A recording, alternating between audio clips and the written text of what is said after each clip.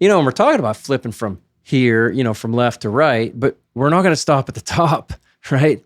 We want to flip, so we go from this side pressure to that side pressure, because obviously you can be, let's say, backhand side pressure, or let's say opposite side. I don't know how to put it, but across your body side pressure. You're going or forehand. You're going from 3 o'clock to 9 o'clock, or 9 o'clock to 3 o'clock. Very nice. Yeah, right on. And nice and low like that, because that's the key with side pressure. It's got to be low. And I feel like it should be called low angle pressure too, like side and low angle pressure. That'd be a better name for it. It's just, it doesn't make any sense to pull them up. This is the Trout Bitten Podcast. Trout bitten. Trout bitten? Trout bitten. Trout bitten. Trout bitten. Yeah, trout bitten. Trout bitten. It's about trout. Wild trout. This is Trout Bitten.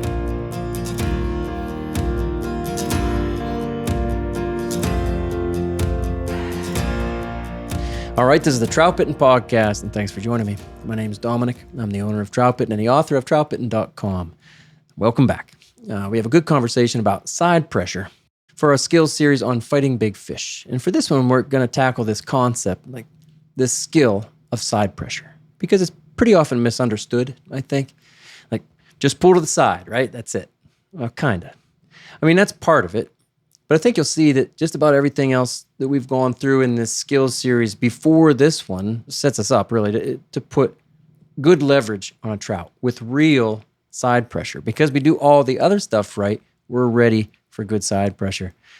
So it's all about the angle of pull. That's what side pressure really is. And like we talked about last week, these specific movements, and even where we put our body in relation to the fish, changes everything, better or worse. Either giving ourselves more control or less, giving us a good chance at landing the fish, or kind of compromising those chances by letting the trout really have too much of that advantage in that tug of war. So I'll mention right up front that the opposite of side pressure, like I think anyway, is upward pressure. We'll get to this. They're pulling up with the rod tip, like up pressure instead of side pressure. And I don't want to fish at the surface until the end. And we'll talk about the end, like the end game, next week, like the last 10 feet of the fight. That's when I want them at the surface. Otherwise, I don't want upward pressure very much, and I want side pressure. So with a low rod angle, pulling to the side as much as possible, we can force the trout to fight not just the current that's pushing downstream into its face, but then also fight us and our constant pressure that's to the side. Like, you have to understand, a trout wants to hold the current that it's in. That makes sense, right? Unless it's trying to go somewhere else. Generally, it's trying to hold in that one current. Again, we're talking about a river. And by pulling sideways, by us pulling sideways, that trout has to kind of work against our side pressure to stay in its current. And it's uncomfortable. And really, nothing wears a trout out quicker than, or wears them down quicker than that kind of good side pressure. All right, so we're going to get to that side pressure in much more detail, but let me bring in Bill Dell and Matt Grobe. These are the two guys, seriously, who've caught more legit wild river trout than anybody else that I know. So, a common question, guys, that's come in often this season is about your biggest trout. Fair question, right? We've been talking about the big ones. So will you tell us the story of your biggest trout? People want to hear it. I guess it doesn't have to be your biggest. If you got a good story for the biggest, let's hear it. Deli, you want me in? You tap in first. All right. All right. One that comes to mind, we're talking river trout. Mm-hmm. Biggest wild, and I'll even stick with brown trout.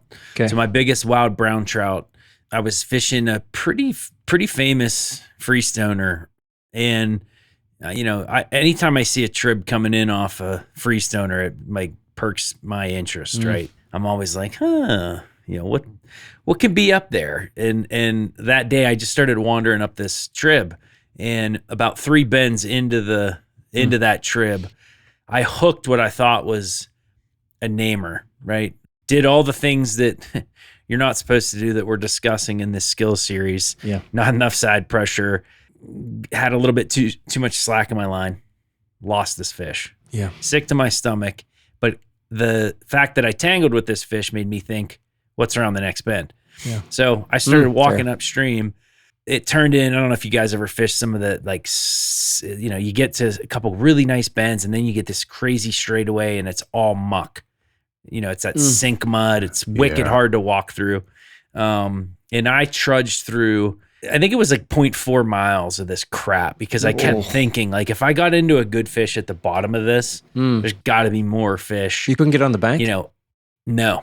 Yeah, just too brushy. Private property. Yep. So I'm literally going up through private property, ducking fence, and eventually after about, like I said, 0.4 miles, I get to another couple series of bends, and the best looking hole of anything I saw up to that point was like a root wad, just a root wad hole, little slot, 3x5.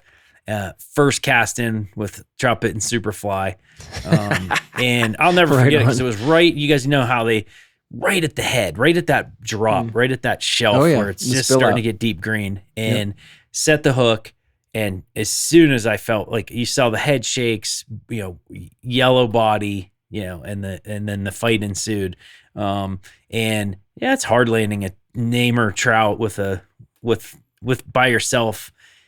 I don't care who you are. It's not easy. It sounds like it was tight quarters too. Yeah, it's a small stream, so makes it hard. Yeah, it's hard. So I end up getting the fish into shallow water. Had a really good hook set on it. Good fight. I don't know if it was memorable, but it was memorable. But it was just successful. It was pretty quick. Landed it, 26-inch male kype, big brown trout. It was in September, so it was out here it was starting to get orange almost with the change of the colors.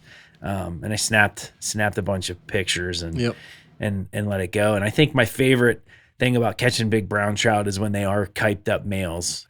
I think that's my favorite look of any brown trout is when they get that kype. What'd you name it? It's a good question. You don't remember? Too many namers. I don't want to sound like that. Yeah. I think Del can start, and I'll let you know what my namer is. I got to look it up. I'm drawing a blank. He has to look up his namers. I got to get my encyclopedia of namers. I only have like 5. See if I can find it. Yep. So I know my namers. Delly, what do you have? 5. You got a story for us? It's multi-layered, like Matt. Make it a big story. Okay. So, earlier this year, I went fishing, and I got into this river. Walked in like 2.5 miles or so. Got situated.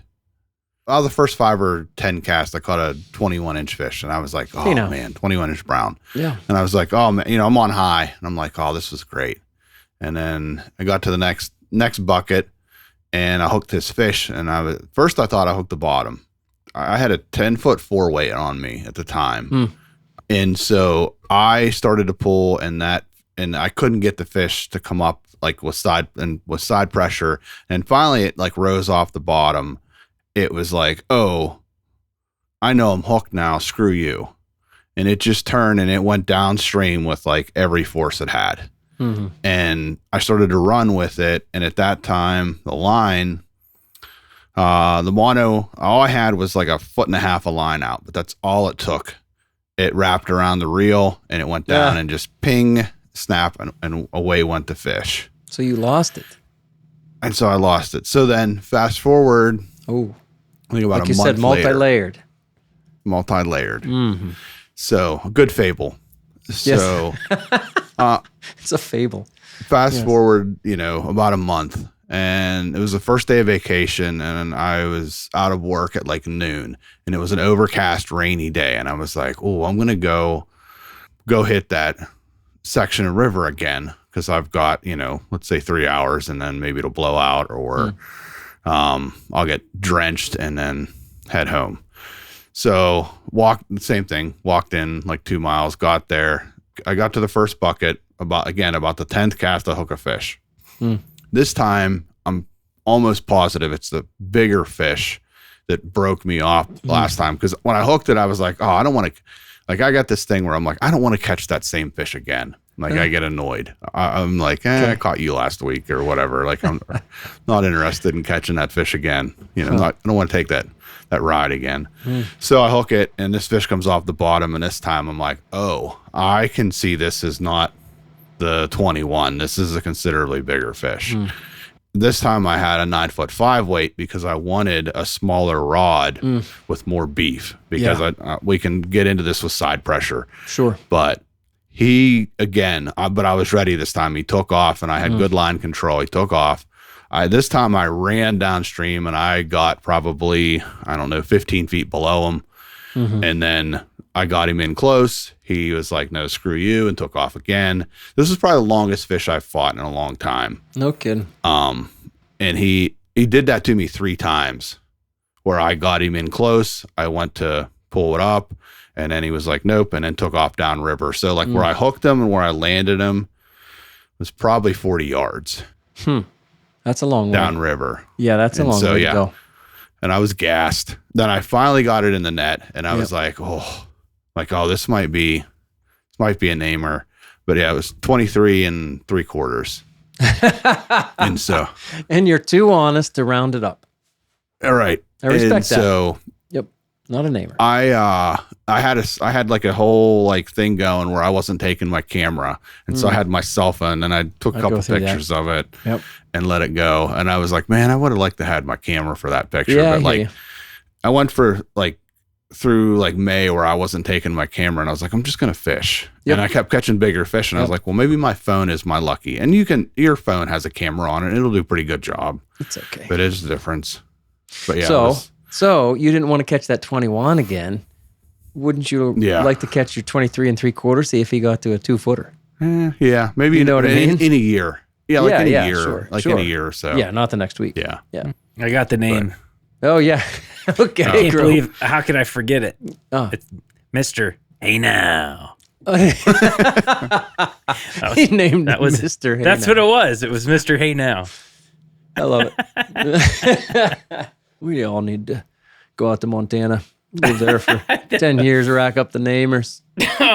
You get, how many do you average a year, Matt? Oh, it's been less lately because I haven't like gone after it, but I want to say I was at like 17. Oh, so what's more than one a year, huh?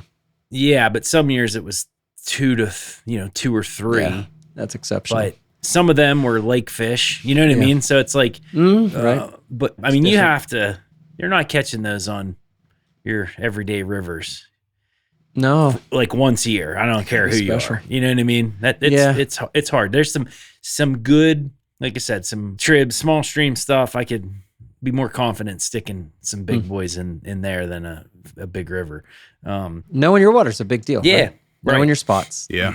But I think it's almost like my goal now. I shifted. I've tried to get to the point where I'm at getting that 24 in some of the more popular waters because it's so freaking hard. Huh. Like I said, it's I chased for a long time. Now I've had different goals each year. Same. So I kind of put that chase away for the time being, but it'll come back. I'm sure I'll pick it back again. Yeah. We mentioned a couple seasons ago when we were talking about, the stages of an angler and everything. And everybody says you go through this phase and then you go through that. And then you go through your big fish phase. And then you just want to catch a fish again and everything's simple. I'm like, nah, there's not so many. It's not a progression to me. It's like, I'm in the big fish phase now. Sure. Now I want to catch a bunch of fish phase. Now I just want to, like right now, I'm just fishing dry flies. Like for a month and a half, all I've fished is dry flies. I haven't tied a nymph on. Since like July 1st or something. Yeah. I had yesterday, I went out and had the night before, I'm like, I could go chase big fish. Like I had thought about it. It was like, I was like, man, I could go. I haven't been there in a while. I could probably get a big, 1 or 2 big ones. Went to an obscure mountain stream to catch cutthroat on hoppers. Fun, right? And I was like way happier. Not way happier. I just was like, it's happy for that awesome. day. Yeah, like happy for that day, happy for that moment. That's kind of how I am. Even I'm having a lot of fun fishing with Aiden. I'm fishing a spinning rod, and you know what flukes are? Like, oh yeah, what do they call it? The Zoom Super Fluke. That's what I've been using. That's one of the most popular, right? And it's kind of a carryover from some stuff that I fish in the saltwater. I'm just having fun with that. And if you put that on a weightless, like a EWG hook, that's fun. Dude. And So fun. You can learn so much from it. Yeah. Yeah. I was fishing real quick, 7.5 3 weight. That's like my mindset. I was 7.5 3 weight. Oh, when you were fishing with the cutties? Mm-hmm. Just love it. So if you got into the next 26 incher, could you handle it with your 7.5? Oh, no way. You don't think? No. I think it'd break, and it would feel like it would break like a noodle. I don't think it would break. It would depend how much current. I think it would depend how much current. It depends on the situation, big time. I've told you guys, I'm not telling my story because I've already told it here, and mine was 26. How big was yours, Matt, that last one? Mine was like 20, a half inch. It was 26. Right, so mine was like 26 and a half. Yeah, there you go. And no, I've told the story before, and I was not prepared for that fish mentally, skillfully, or with my gear. And I had a Reddington Red Start 4/5 weight and a Orvis Clearwater reel without a counterweight on the other side of the handle. So, the only reason I was able to land that fish is because, well, I got lucky, but because I had a bigger river, right? If I was in a situation like you're talking about, I don't think the rod would break necessarily, but boy, he would run you into something. That kind of leads us into, we should get to this question. So Trout Bitten listeners already know the crew's favorite beer is Broken Heels Hazy IPA from New Trail Brewing Company. But our friends at New Trail are hard at work developing our next favorites. Each one is like a different fly pattern because some fit your current situation better than others. Like this one they call 24/7 because it's the beer we could drink 365, crafted to go anywhere, anytime. 24/7's light body and low alcohol make it a must-have when you've got day-long plans but still want full IPA flavor. Then there's Trail Marker West Coast IPA, inspired by classic pine and orange flavor. Trail Marker is brilliantly clear, nicely bitter, and available in 2 varieties, West Coast IPA and Imperial IPA. You can bet the Trout Bitten crew will mix these styles into the cooler with Broken Heels. So check out newtrailbrewingcompany.com to find retailers near you or on the way to the river.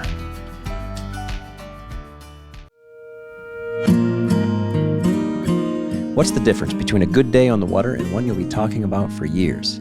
It's the gear and the tactics. Tactical Fly Fisher was founded in 2015 by Fly Fishing Team USA angler Devin Olson. Tactical Fly Fisher brings knowledge and gear from the World Fly Fishing Championships to your own fishing trips. Whether you're an expert on the river or you're wading into new territory, Tactical Fly Fisher sells cutting-edge fly tying and fly fishing gear, and they provide the education to help you master using it. So elevate your game at tacticalflyfisher.com and use the code TB15 for 15% off your first order. That code does not apply to rods, reels, vices, waders, and boots. In episode 7 here coming up, let's answer a bunch of listener questions and then just kind of wrap up this whole series about fighting fish. I thought about pushing this one off, but let me read this. This is from Aaron Holland through email. He says, "Hey, Dom, Matt, Bill, and the rest of the Trout Bitten group. This has been my favorite podcast season of yours so far." That's nice. I've never found much information on this stuff before. I think that's true. I haven't either. They say, "I've read articles and watched videos that always recommended bringing trout in fast and playing them quickly, but these techniques in your series make all of it make sense." That's cool. That's the goal. Here's my question. What's the most common way that you lose bigger fish? Which mistake has cost you the most? Is it bad hook sets, wrong part of the water column, trout running into bank structure, pulling too hard, or something else? And we've covered a lot of that in previous podcasts, all these mistakes that we all make and learn the hard way. And they say, will you also ask that question of your listeners too? I thought this is kind of a cool idea. Let's have people leave a comment about what has cost them the most fish, and we can learn in aggregate, Aaron says, why we most commonly suck. That's what Aaron says. Thanks again, Aaron. What do you think, guys? I mean, briefly here, I don't know, quickly, how do you, if you had to add up all of the bigger fish that you've lost, what's the main culprit? For me, I know it's that last 10 feet. Oh. And trying, with big 10 and a half foot rod bent. and I'm going after them with my net. Somehow there's always a mishap. Boy, you're gonna learn stuff next week, Matt. Right? That's when I mess them up. We got to dial in with our. Oh yeah, Bill and I. That's not our answer. Yeah. Billy, what's your answer? That's mine for sure. All right. Line control, because I have a habit of getting lazy with it, and then sometimes in vast rivers with bigger fish that they decide to go, like you don't have time to react. I can think of a handful of times in this year and last year where it got me. And so basically, when I mean line control, yeah. And it could be a foot of line that I just like, that's fine. Any loss of tension, you're done. Just today, I kept stepping on my line. I'm like, what am I doing? I'm very disciplined, I think, about I don't care what the size of the fish is. If I get a fish on, I'm reeling it in. If I'm not using the line, I'm reeling it in. And I'll strip. And whatever line I'm working with, that's the only line that's off my reel. And I don't know, I guess I wasn't doing that today. 3 times today, I'm stepping on my line. I'm like, what am I doing? All of a sudden you start I'm like, no, I'm not forming a bad habit there. My answer for Aaron is structure. I can very quickly think of that. I could tell you stories about the biggest fish that I've lost have just taken me into structure. And I guess I didn't put enough side pressure on them. Yeah, I didn't put enough pressure on those fish. And if I would have, I might have been able to turn their head and stop them from going into that structure. I could think of a half dozen stories I could tell you about. They just ran me into structure. I'm like, oh no, not again. And they're wrapped up, and I'm in trouble. Each time I knew they were going into the structure, and I'm like, I need to pull harder. But it's always too late. So I need to fix this. Go out, I run after them. Like if I can get them, like if. Yeah. Like go to them and push them, like physically scare them away from the structure. Mm-hmm. I've done that. The biggest one ever was definitely bigger than 26. And you guys know what river it was. I just think about that fish a lot. He was close. He wasn't 30, but he was close to it. That was crazy fish. It was nuts. I couldn't have done that, really, Bill. Everything happened so fast when he started going. Yeah. But I know that I should have pulled harder. I mean, why not? Just break it off. We've talked about knowing the strength of your tools. Put it in a log, right? And just practice, put it in a log and just pull until it breaks. I hadn't done that at that point. This is 10 years ago when this happened. I hadn't really done that. Not with that rod and that tippet. I didn't really know the strength of my tools. I feel like I do now. And I pull really hard, but it still happens to me. That's my answer, Aaron. Thanks, everybody, for your questions. We will get to, I'd say a number of them. I'm not going to say all of them in episode 7. But next week, we're going to talk about the last 10 feet, and we're going to help Matt out because that's where he makes the biggest mistake. Matt, you look like a prisoner in your jump. Show everybody your whole outfit. Come on. Here we go. That's all you need to know. That's okay. Stairway to 7. He's in Prisoner Orange tonight. Burn Name orange. or prison out there in Montana. All right, let's get to it. Side pressure is leverage.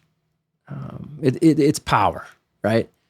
And it's control. It's kind of like making quick work of even the strongest trout, the biggest trout that you're ever going to have.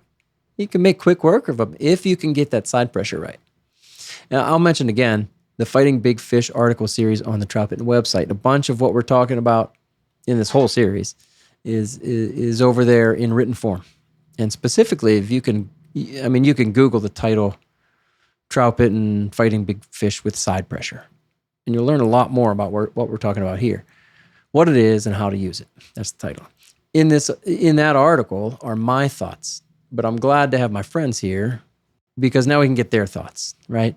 So guys, I said in the intro that the opposite of side pressure to me is upward pressure, pulling up. You agree with that? Do you think of it that way? What are your thoughts? Yeah, I don't like straight up pressure because if you're pulling up on a fish, you're bringing it up in the current system. And the higher the fish is, the faster that current is.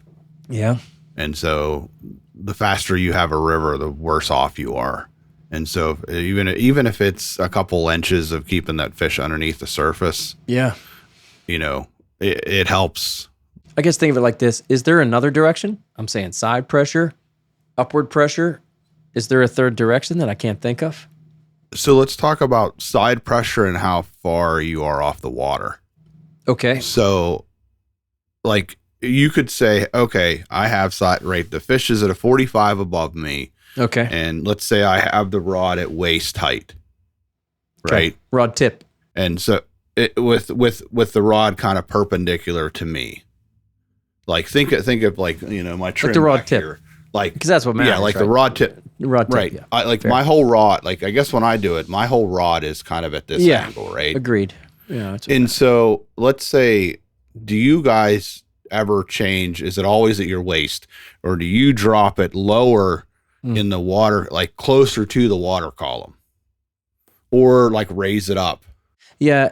I mean, you asked that last week when we were talking about night fishing, and do I ever put the rod in the water? And I thought about that a lot when I was editing the podcast and stuff. I was like, I don't do it at night, but there have been plenty of times where I'm like, no, I need that fish down. He jumps, and I'm like, and I'll put the rod tip in the water. So in this case, my answer is yes. It's lower than my waist, right? It's in the water. Is that what you're asking? No, I'm asking your rod angle. So, right, you could have technically, if you're fighting a fish, I'm trying to use my hand here. That's all right. Yeah. So you could still have side pressure with a rod angle like this. If you could have side pressure with a rod, like with your rod is like this, like you're spinning the rod, and this rod tip is, but I guess when I fight a fish, I prefer the rod to be kind of almost flat. like at a flat level. Yeah. And then sometimes I'll raise and lower that based on where the fish is. So if the fish is over here, or if he's getting into like the more structure he goes to, the lower I drop the rod, because I feel like I'm still flat, but I'm dropping the rod. I don't know if it matters, but in my head, I'm at more at the same level of the fish, because like, even if I guess my point is like, you could have side pressure, but if the fish is above you and the river drops in like 4 feet, technically, if you drew a line from your rod to the fish, you would still be pulling up on the fish. Yeah. So that. Like the lower your rod is to the water, I think the better, like the more force you have. Can I use a baseball coach's analogy? Sure. 11 years of coaching youth baseball. Bunting, right? You're not supposed to go like this. Yes. You're not supposed to tilt it. You're supposed to be up. It's supposed to be basically the bat should be parallel to the ground. Yes. And then up and down. That's kind of what you're saying. Yep, exactly. And then I'm moving that. Yeah. Based on, let's say my waist is like 3.5 foot off the ground from where the water is. Let's say I'm in skinny water. I'm technically, even if I'm, yes. And so even if I'm using side pressure and it's at my waist, I'm still the angle is still upward on the fish, versus if my rod is lower, I have more side pressure. I guess I'd say generally, I'm just trying to get that rod tip as low as possible. And it will, at the extreme, I'll actually dip it into the water. But I'm satisfied if I have that rod pretty damn low, close to the water, close to the water as possible. So I get that lowest. Are you side parallel with angle. the ground, or are you I know what you more mean. of like? Yeah, I mean, I guess I'll bend my knees to get low, like I'm bunting a baseball. I don't know that I ever thought about it that much. I'm kind of in that fighting stance, right? Like we talked about last week. I'm kind of elbow in. And then I guess I will do this or that, like you're not supposed to do with a bat when you're bunting. And I would kind of, I'm putting my elbow up, but I shouldn't. I'll be here and kind of down, like pulling here. I don't know that I've ever thought about being parallel like you're talking about. I wouldn't argue against it. Yeah. So if you think about it, like it's your rod tip, right? So if your rod, if you're going like this and it's you're still at 45, I agree with you. I just never thought about it. Well, no, I mean your rod tip is like my hand. So you're 45 and you're putting your rod tip down. Mm-hmm. You're getting the same force almost as if you put your rod like this. Do you know what I mean? Like you're not engaged. Yeah. I would rather have everything parallel, because when it's parallel, you're engaging the butt section, versus if your rod is like, straight down like this, you're still using the tip, because that's what the fish is. You know what I mean? Like you are getting the fish lower in the water column, But if your rod is more parallel to the fish and the water, I feel like you engage the butt section of the rod better. You might. Let's talk about that in a little bit. Because at the end here, I kind of want to talk about something I think is, to me, a misunderstanding, something I don't agree with, but I hear people say maybe similar to what you're saying. But I think you're bringing up something really cool that I hadn't thought about before. Because to me, if you have a parallel and low, that rod is not flexing and pulling up. It's flexing and pulling more sideways. Anyway, I mean, I think whatever, what we're really trying to do, we're talking about nuances, and that's super cool. But in general, we're talking about pulling a fish sideways.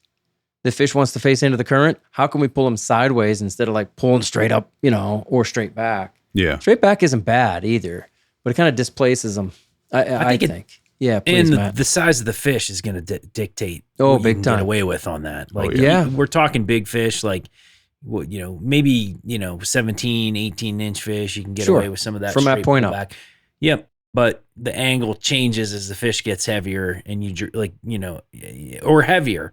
That's one thing we forget too. It's like, not every 18-inch fish is the same. An 18-inch fish that weighs a pound more than a 17-inch or a 19-inch fish could fight, give you a better fight than a 19-inch fish, right? And so that weight's important. And so you kind of have to, when you're getting into that side pressure, right, that fish will tell you what angle and how much you got to put pressure. I know we're going to talk about that pressure and what's too much or what's too little, but that's really a instrumental step in that process right at the beginning when you figure out what you're dealing with. I like that. I'd say we can get side pressure if we're kind of narrowing down what it really is here. We can get it from, I don't want to say any angle, almost any angle. I'd say ideally, I'd love to be like almost straight across from that fish and pulling sideways. That's like perfect side pressure. You're going to have the most leverage on him. But honestly, I'd rather he be up and kind of maybe 45 degrees over. That's because then if he makes a move and starts coming downstream, then I have some grace. Let's put it that way, right? But I'd say your best side pressure that wears him out the quickest is probably straight across or slightly up. And that's great. Like, that's perfect side pressure. Boy, you can wear him out quickly. The worst is when they are straight downstream of your rod tip. That's the worst. Mm-hmm. But even at that point, if they get straight downstream of me, I'm going to, and we all acknowledge, we've been talking about it for 2 or 3 podcasts here, that's a bad spot to fight a fish. However, I'm not going to point my rod tip at him. I'm going to swing my rod tip to the side, either side, as much as possible so I can get some kind of angle, some kind of low and side pressure. Dom, you just mentioned something. Do you guys ever take into account and what side, like when you set the hook, right? You're going to set the hook over the right shoulder.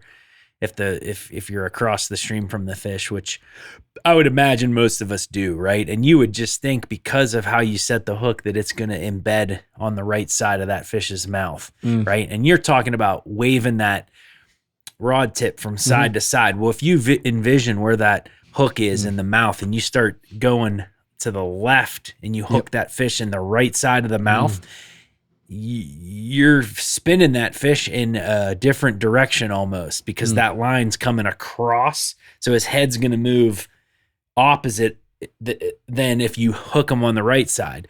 Do you ever try to stay in that mindset that, oh man, I pulled over the right shoulder, that hook's on the right side, I do not want to switch over to my left side because I can get that head turned around and that's an opportunity for that fish to spit?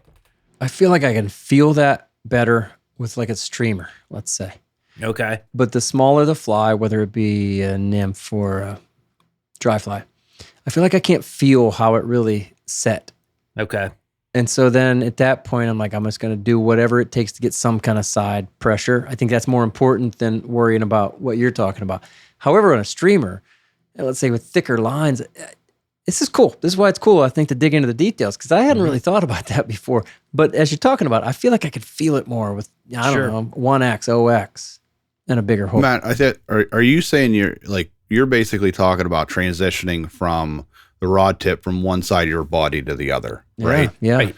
And so or Bill, real quick, or for some reason an obstacle prevents you from setting the hook over your right shoulder, and you're casting over your left shoulder, and you set the hook over your left shoulder. Yeah. Are you trying to stay on this side during the fight, or are you going to make that full motion over to get on your strong side? The only reason I mention this is whenever, like, if you missing fish, sometimes I've had that thought where it's like, man, on that flip, that fish, Got to be careful of the flip.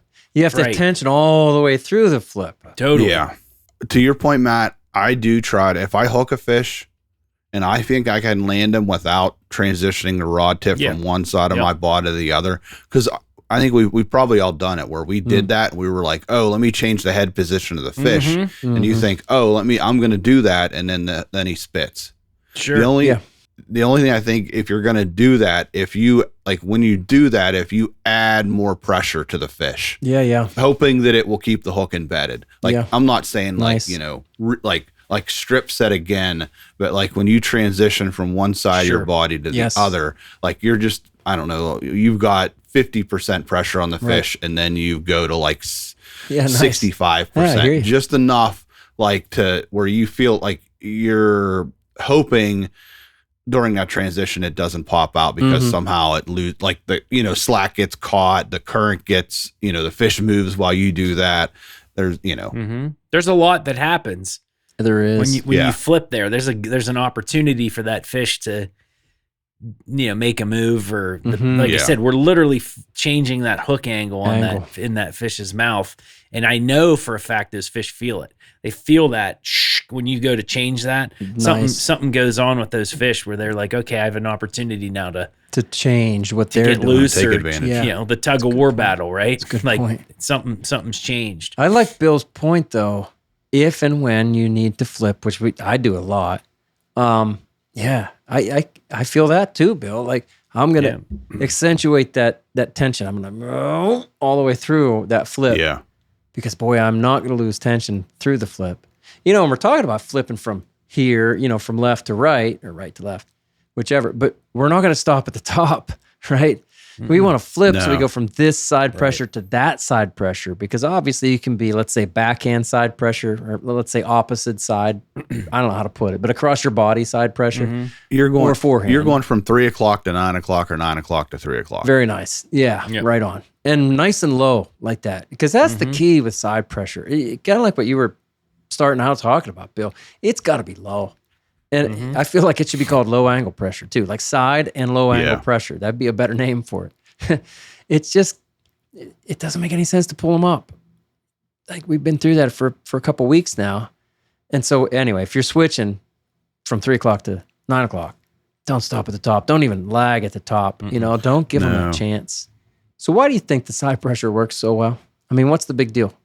Besides keeping them underneath. I think when you get good side pressure, it's almost demoralizing for the trout. Right? I like that. They think that because I always talk about that tug of war game, and like there's that 10-second window where it's like everybody's testing their strength and who's gonna win. Yeah. And I think within that time frame, a lot of times if you have good side pressure, that fish is like, all right. That's such a good word. I'm not going to win. No, that's such a good word. I totally get that. You're like, nope, I'm in charge here. My purpose today is demoralizing trout. Especially the big ones. Yeah. So I bought my first Smith Creek product more than a decade ago. And I was impressed with that net holster right away. It's been part of my kit ever since. The build quality and really exceptional attention to detail is what's always drawn me to Smith Creek stuff. It's about simple, effective solutions for anglers who fish a lot. The smart designs for things like their tippet holder, the rod clip, and the Flyview chest pack always have that same Smith Creek quality of tough gear that serves a purpose and makes sense. Smith Creek's been with me every time I've set foot in the river for the last 10 years, and a lot more to come. So check them out at smithcreek.com and at your favorite fly shop. So I've been telling you about the folks at Tajima for a few years now. They make the best and my favorite polarized lenses on the market, and they'll replace the lenses in your sunglasses when they're scratched up, or you just want to upgrade your game and see more on the water. And now, Tajima has launched their own line of frames that solve the same failures that show up with every other brand of sunglasses, like loose hinges, peeling paint, and rubber pieces falling off. Tajima's frames, called Basin 5, were designed to solve all of those problems, leveraging new materials and technologies along the way. So it's one company behind the whole package now. If you already love your own frames, Tajima will put their lenses in them, same as always. And if you need the whole kit or you want to upgrade your style and performance, Tajima has you covered there too. Find them at basn5.com or tajima-direct.com. I said up top, like in the intro, my theory is that in a river, a trout wants to hold his lane. Let's say you're in pretty fast currents, whatever, and you hook this big fish. That's where, honestly, I tend to hook a lot of bigger fish is in some faster currents if I'm nymphing especially. And he doesn't want to go across the stream into, across 4 or 5 currents into that next one. He doesn't want to go into the next lane, I should say, right? He wants to hold his lane. Mm-hmm. That's what they spend most of their day doing. And then every so often they'll wander over there or swim up. But when they are on the line, I feel like they really want to hold their lane. Sure. And side pressure is literally pulling them out of their lane. So when a fish is hooked, if you think about it this way, he has to fight the current that's coming into his face. And we probably don't have him right. We're not fighting him right on the bottom, right? We talked about that in, I think, episode 2. We'd rather fight him in the middle or kind of lower middle current. So he's already not where he wants to be. So he'd kind of rather get down, and we're kind of always pulling up a little bit, like we've acknowledged, unless you got the rod tip onto the water. So he'd like to get down, but we're not letting him. He has to then fight that current more that's in his face because he's not down in that slower strike zone, right? So he's fighting that a little bit or a lot. And now we put the side pressure on him, and he's like, And we know what we're talking about. Like you can feel the fish like, no, I don't want to go over into that next lane. Mm-hmm. And I think that the key to it is to make him fight that, but then actually not necessarily take him over into the next lane. Like to wear him out in his lane, ideally, 45 degrees up and across, right? We're just talking ideal situations. He's up there. And if he's there, I am not trying to pull him up. Really, I'm not really trying to pull him out of that lane because he might freak out and bolt downstream. I love where he is, and I'm going to put that pressure on him hard, but not so hard that I'm going to pull him out of that lane and make him like turn his head and go downstream. So I think that's why it works. I think it's demoralizing for the trout. I love that concept because he's like, damn it, like, I'm getting pulled to the side. And that wears them out quickly because they don't spend their life, they don't spend their days, I should say, like having to fight that. Obviously, now we are forcing them to really work muscles that they don't necessarily work all the time. Sure. And it's got to be exhausting, right? Exhausting. Exactly. I mean, that's why they come to the net and, sometimes they're just spent. Other times when they got energy, but it's probably because you landed them so dang quick. And you should, right? I think it keeps them a little more comfortable, meaning to the point where, like, if so, let's say you're trying to do the Orvis thing, where you're basically putting upward pressure on the Orvis fish. pose. When you pull, we know what we're talking about. When you do the right up here, like when this. when you pull up on a fish, you're bringing his head up. Mm-hmm. When that head comes up, the fish is most likely going to say, oh, I'm going up. All right, I'm just going to turn my head and I'm going to go downriver. Mm-hmm. Versus if you have side pressure, the fish's head, for the most part, stays in the same plane. Nice. And so you can encourage him over. Nice. Yeah. Versus, like, I guess it's, neither one of them are natural. But if you want to say one is a slight bit more natural to a fish, pulling to the side where the fish's head stays at the same level that he's comfortable with, you can probably negotiate terms with them a little better. Oh, I like that. And if you pull them up and up and up, I mean, they're eventually going to break the surface. And then, again, we've acknowledged like bad stuff happens. Side pressure, you could fight them up there and just pull. And you can definitely get them over into the next lane.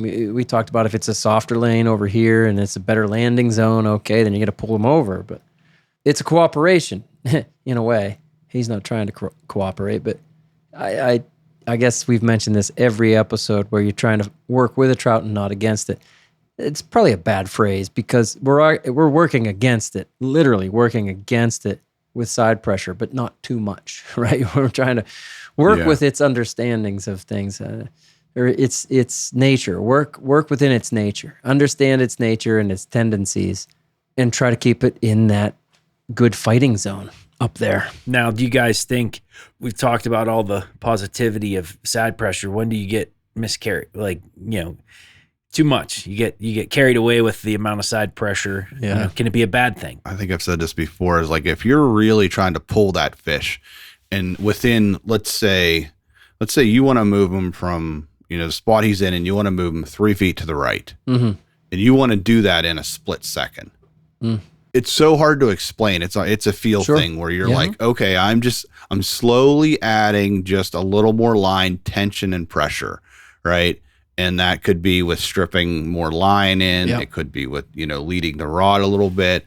Like you're coaxed, I don't know, like coaxing them and saying, okay, hi, let's move from this boulder to this boulder. Because if anytime you over force a fish to go somewhere, like abruptly force a fish to go somewhere, probably going to have a negative reaction. Yeah, I think you can overdo it. Oh, yeah. And I think back to Aaron's question at the beginning, I see a lot of people mess up that big trout fight with too much side pressure. They don't have that like innate ability to feel what's too much and what's not enough. And they start pulling too hard, and their tippet might not be good enough, or their rod, you know what I mean? And they just, they overdo it, and poof, how many times do you see that rod go limp?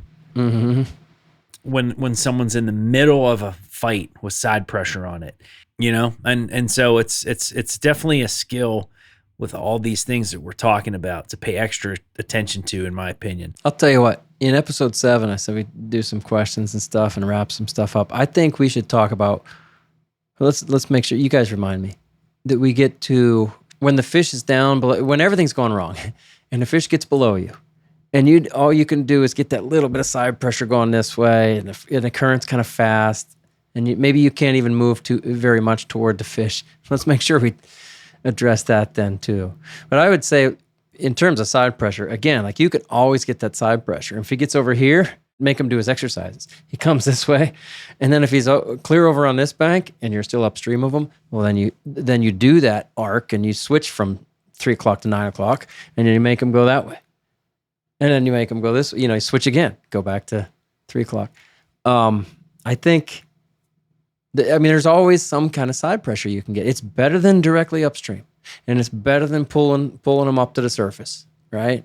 There's always some kind of side pressure angle. I think that's kind of a key point for me to communicate. Every fish is different size, right? Like we go back to that. So it's like you can and unpredictable. Get away with, it's unpredictable. And it's like some of these, tools might have worked masterfully for X amount of fish. And then you get that one fish that weighs a little more, and think of how much different tension is on your hook and tippet when you add every, half pound, quarter pound, right? Everything's going to be different in that scenario. And every fish in the river is different, right? So it's like, I say that most places, right? You can catch a bunch of pounders, and like we said, that's not, but when you get into a truly big fish that weighs, pounds, man, you got to assess that situation. Everything's different. The currents too.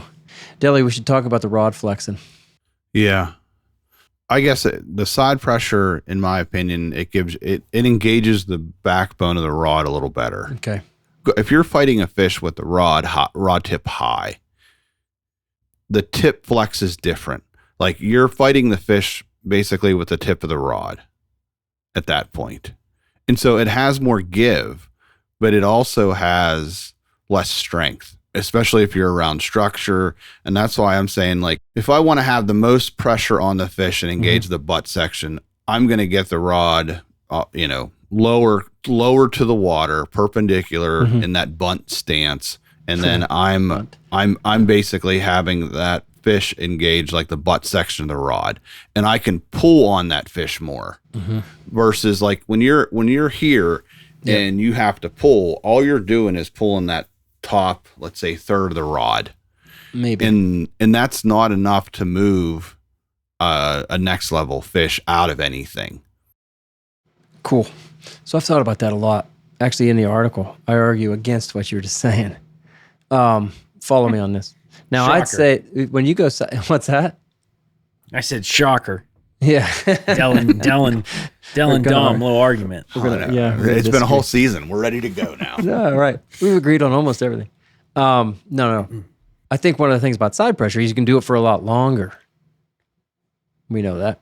When you go up, all of a sudden he's at the top and then your rod stops flexing. Anyway, imagine this for me. Put that hook, there's no fish on, right? But test the limits of your tools. Put that hook in a log over there that's 30 feet away, right? Put it in there.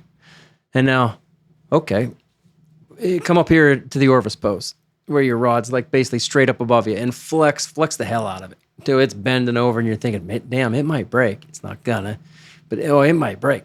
Now just take your arm and go over into the side pressure, into the 3 o'clock position, right? I don't think the rod flex actually changes. I mean, you got the same amount of line and you got the same amount of flex in the rod like that. I don't think it changes. And then I'm down at 3.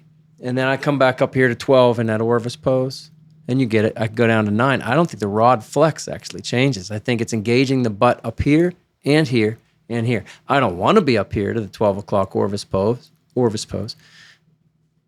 You go ahead. I'll argue it depends on how close the fish is to you. Okay, cool. Talk about that. So if you have a fish, like we all talk about, we want to get close to the fish.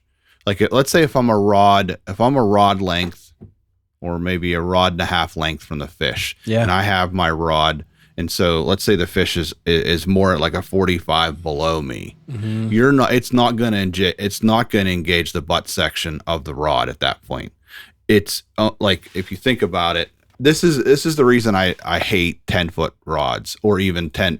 Let's say hate. That's a strong word, but I don't like 10-foot rods. Yeah. It's because the longer that rod is, the less powerful it is when you get it close. Like if the bigger fish you get closer to you with that longer rod, you're only fighting it with the tip because you have no way to engage. So the longer the rod is, the longer that span is that you lose power closer to you. I like that. You can kind of go side pressure further than you can go up 12 o'clock pressure.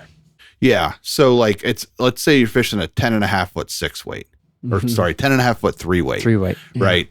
And so if you take that 10.5 foot rod and you put it in front of you, there's 10.5 feet between you and that fish. When you get that fish within 10.5 feet, the line at that point goes straight up. Mm-hmm. To the rod tip. Mm-hmm. That longer rod also has less power in the tip of it. For sure. Versus if you have, let's say, an 8.5 foot rod, mm-hmm. and you draw that line, you've got the fish 2 feet closer to you. And then that rod is shorter, and so the rod tip has more power.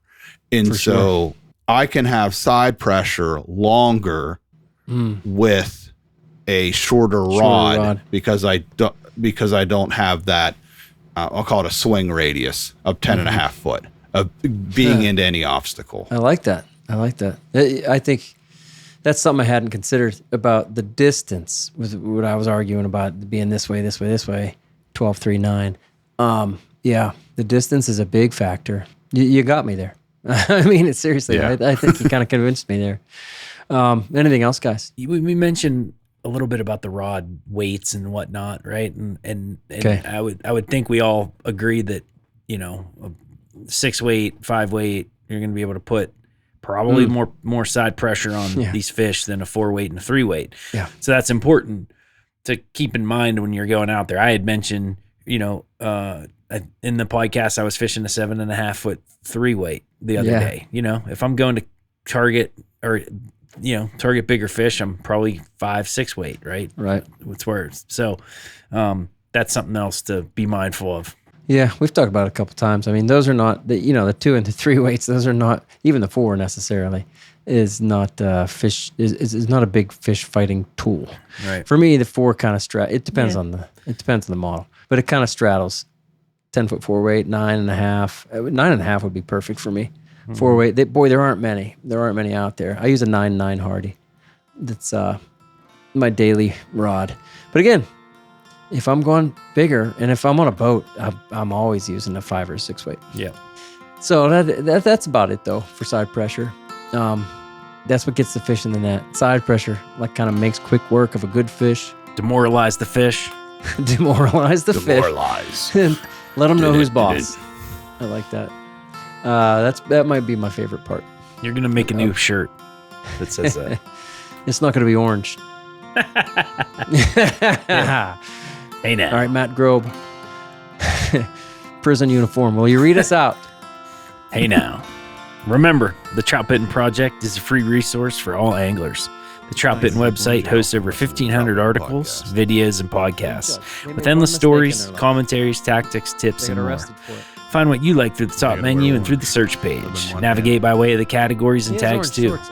Be sure to find the Trout Bitten YouTube channel, now featuring the Trout Bitten Tip series, the Trout Bitten Fly Box, the Fish and Film series, Riverside, In Deep, and Fly Fishing the Monorig, all in your own playlists on Trout Bitten YouTube.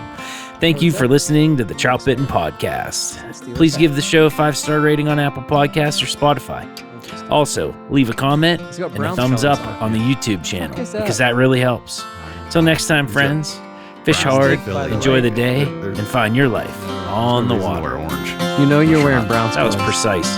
And Bengals colors. We didn't hear the precision. The Bungles? The Bungles. You were wearing the Bungles colors. The Bungles. What is this? I've never seen you in orange. Dude, I have so much bright crap. Like hike/ski gear. So much. I have So when neon you yellow. fall in the snow, people can What is that, like an ambulance? find you? It's just like the thing. It's like a ski The thing. culture. How big was yours, Matt, that last one? It was 26. Right, so mine was like 26 and a half. There you go.